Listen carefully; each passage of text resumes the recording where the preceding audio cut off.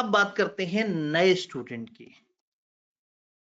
और जो already registered हो साइट पे हो गए।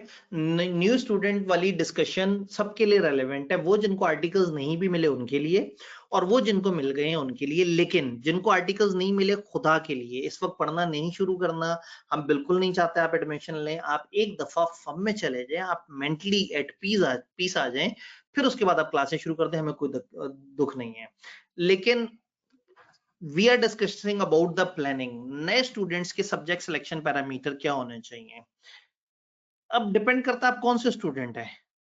क्या आप शदीद जज्बाती स्टूडेंट है, क्या आप गुड अच्छे स्टूडेंट हैं, क्या आप एवरेज स्टूडेंट हैं, क्या आप बिलो एवरेज स्टूडेंट है। बिलो एवरेज स्टूडेंट का ये मतलब नहीं कि आप हल्के हैं। बिलो एवरेज का मतलब ये है कि आप जो लोड उठाते हैं, यानी कि आप जितना पेपर जो देना चाहते हैं, आप जरा एवरेज ऑन एवरेज जो लोग पेपर दे रहे होते हैं, आप उससे जरा कम लोड लेना चाहते हैं। तो अगर आप एवरेज लोड लेना चाहते हैं, आप कम लोड लेना चाहते हैं, आप अच्छा लोड लेना चाहते हैं, या आप कहते हैं सर मैं शदीद जज्बाती हूँ, मैं तो आग लगा दूंगा, मैं तो लुट मचा दूंगा, तो हर तरह के स्टूडेंट के लिए अलग अलग गाइडेंस है। सबसे पहले वो स्टूडेंट जो लुट मचाने के मूड में बैठा हुआ है। आप कहते हैं सर मुझे बस जो माजी की गलतियां मैं नहीं रिपीट करनी, मैं इंतहाई जज्बाती हूँ, बताएं मैं क्या करूं।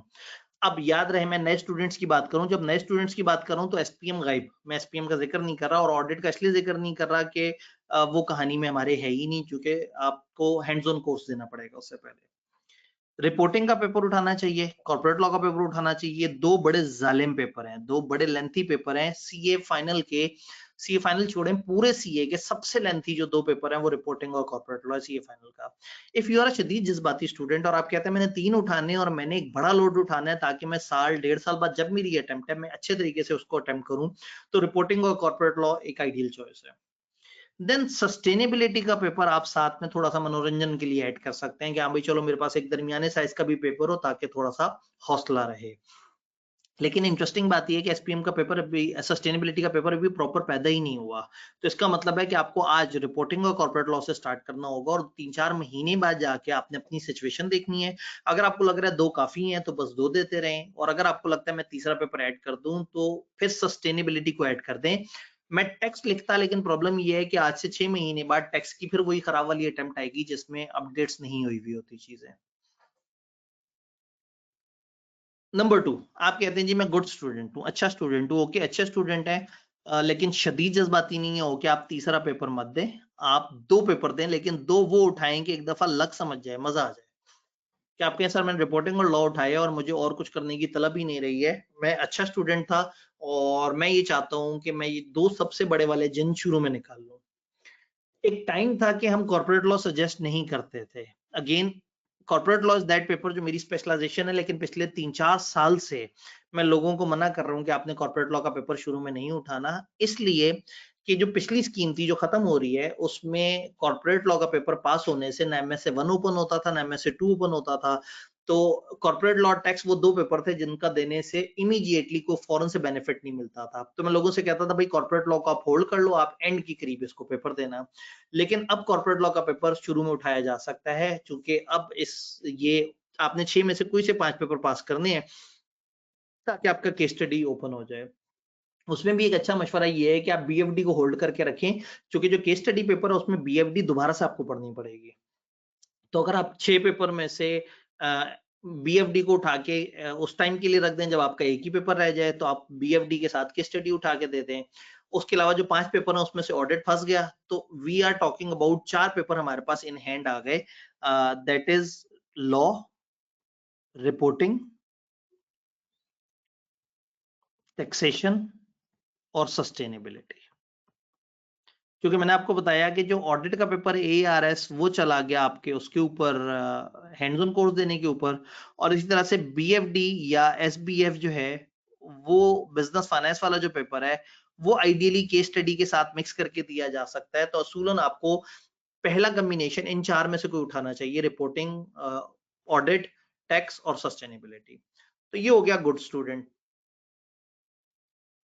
तीसरा, आप कहते हैं सर मैं एवरेज मेहनत करना चाहता हूं, मैं बहुत ज्यादा अच्छे लेवल पे मेहनत नहीं करना चाह रहा। मैं कहूंगा अच्छा चलें फिर रिपोर्टिंग तो लाजमी उठाएं ताकि एक बड़ा पेपर आपके पास और एक दरमियाना पेपर सस्टेनेबिलिटी का उठा लें। तो ये 2 पेपर भी एक अच्छा कॉम्बिनेशन बन जाएगा अगर आप एक मुनासिब लोड लेना चाह रहे हैं। आप कहते हैं सर मैं ज़िंदगी से बहुत खुश हूँ, मुझे कोई तकलीफ नहीं उठानी, मैंने बस मुनासिब लोड के साथ चलना है, तो मैं आपसे कहूँगा पहले टैक्स उठा लें इस अटेम्प्ट के लिए यानी कि जो समर 25 अटेम्प्ट है उसके लिए टैक्स उठा लें और चूंकि समर 25 में टैक्स पढ़ने में फायदा है क्योंकि वो अपडेट हुआ होगा और सस्टेनेबिलिटी तब उठाएं जब ICAP इसको ले आए यानी कि इसका मतलब है विंटर 25 अटेम्प्ट आप सस्टेनेबिलिटी की दे दें मतलब इसकी तैयारी कर लें। अब हो सकता है आपको लग रहा हो कि सर आप बहुत हल्का खेल रहे हैं, हम तो बड़े जज्बाती लोग हैं, सर हम 4 पेपर 5 पेपर उठाने वाले लोग हैं, आपने हमें क्या 2-3 पेपर्स पे लगा दिया है।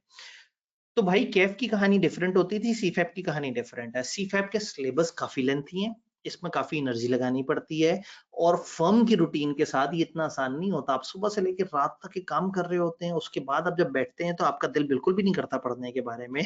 तो ऐसे में मैं अगर आपसे कहूँ 4 पेपर दे दो, 5 पेपर दे दो तो वो मुनासिब नहीं लगेगा। आईकेप से पूछते हैं, आईकेप ने क्या किया इससे पिछले सेशन में बच्चों के साथ?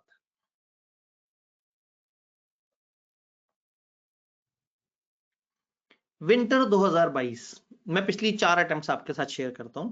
विंटर 2022 में 5 पेपर 0 बच्चों के पास हुए पूरे पाकिस्तान में। 4 पेपर सिर्फ 14 बच्चों ने पास किए हैं पूरे पाकिस्तान में, लेकिन 3 पेपर पास करने वाले बच्चे 189, 2 पेपर पास करने वाले 619 और 1 पेपर पास करने वाले 1549। आप कहेंगे सर हो जाता है, एक आध अटेम्प्ट में इस तरह से हो जाता है। अगली अटेम्प्ट देते हैं। समर जब 23 आई तो 5 पेपर एक बच्चे ने पास किए, 4 पेपर 21 ने पास किए, फिर 3 पेपर 242 ने पास किए, देन 715 ने 2 पेपर और 1784 ने 1 पेपर पास किया। उससे अगली अटेम्प्ट हमारे पास आती है। उस अटेम्प्ट में क्या होता है, विंटर 23 एक बच्चे ने 5 पेपर पास किए,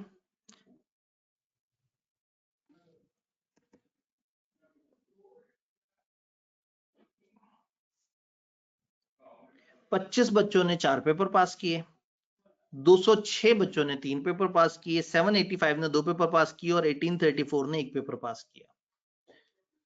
फिर अगर मैं रिसेंट पेपर अटेम्प्ट की बात करूं, अभी हमारे पास विंटर का तो रिजल्ट अभी तक नहीं आया हुआ। 5 पेपर 0 ने पास किए, 4 पेपर 16 ने पास किए, 3 पेपर 233 ने पास किए। तो अगर आप 5 या 4 पेपर सोच रहे हैं तो आप ये देखें कि टोटल 14 बच्चे ऐसे हैं जिन्होंने 4 या 5 पेपर पास किए इधर, टोटल 22 बच्चे पूरे पाकिस्तान में, टोटल 26 बच्चे पूरे पाकिस्तान में, टोटल 16 बच्चे पूरे पाकिस्तान में जिन्होंने 4 या 5 पेपर पास किए। आईकेप कहता है कम से कम 2 पेपर उठाएं और अब आईकेप 4 से ज्यादा पेपर देने से रोकता भी है। तो 3 आप अगर अभी भी देखें ना, 3 वर्सेस 2, आप ये देखें 3 जितने पास किए उसके तकरीबन 3 गुना ने 2 पेपर पास किए और उसके तकरीबन 2.5 गुना ने 1 पेपर पास किया। सेम कहानी यहाँ पे भी है। तो अगर आप मुसलसल देखें तो 2 पेपर एक बड़ा आइडियल पेपर साइज नजर आ रहा है जो कि एक डिसेंट स्टूडेंट्स पास कर रहे हैं और 3 पेपर इकट्ठे पास करने वाले अगर आप देखें तो 200 के आसपास है। यानी इंटरेस्टिंगली लास्ट टाइम मैं एसपीएम में मेरे पास तकरीबन कुछ 350 स्टूडेंट्स थे रेगुलर बैच में और हमने फिर एंड पे टूल किट दी थी तो उसमें तकरीबन 150-200 स्टूडेंट्स थे। तो जितने स्टूडेंट एक टीचर पढ़ा रहा है उतने पूरे पाकिस्तान में 3 पेपर इकट्ठे पास कर पा रहे हैं, उससे भी कम। इसका मतलब है कि वो बहुत बड़ी तादाद नहीं है। तो आपने ये जज्बाती हो कि ये नहीं करना कि मैं 4 पेपर उठा लूं। 3 बहुत ज्यादा मेहनती जो बच्चा है वो 3 उठाए और जो मुनासिब बच्चा है वो 2 पेपर उठाए। इससे ज्यादा मत अपने ऊपर आप स्ट्रेस करें।